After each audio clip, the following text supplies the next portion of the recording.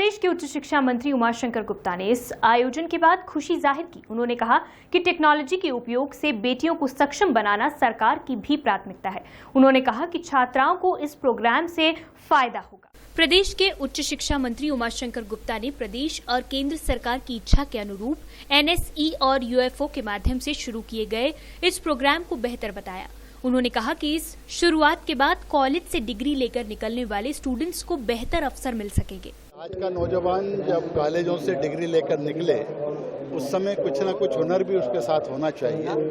उस दृष्टि से दो नए कार्यक्रम की जो शुरुआत की है, एक तो नेशनल स्टॉक एक्सचेंज के माध्यम से और कैपिटल मार्केट का ट्रेनिंग प्रोग्राम जो 20 घंटे का होगा। दूसरा जो है NSDC से विभिन्न विषयों में जो वर्चुअल क्लास के माध्यम से वो पढ़ाई करते हैं, विशेष अतिरिक्त विषयों का अध्यापन कराते हैं, उसका जो MU साइन करके शुरुआत की है, मुझे लगता है ये बहुत अच्छा संकेत है।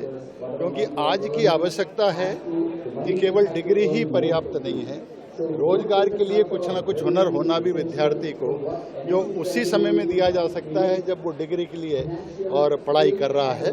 ये शुरुआत महेश्वरी महाविद्यालय में हुई है। मैं यहाँ के सभी पदाधिकारियों को हृदय से धन्यवाद देता हूँ। इसके अलावा उच्च शिक्षा मंत्री ने प्रदेश की यूनिवर्सिटी के सभी कॉलेजों की व्यवस्थाएं भी ऑनलाइन करने की बात कही।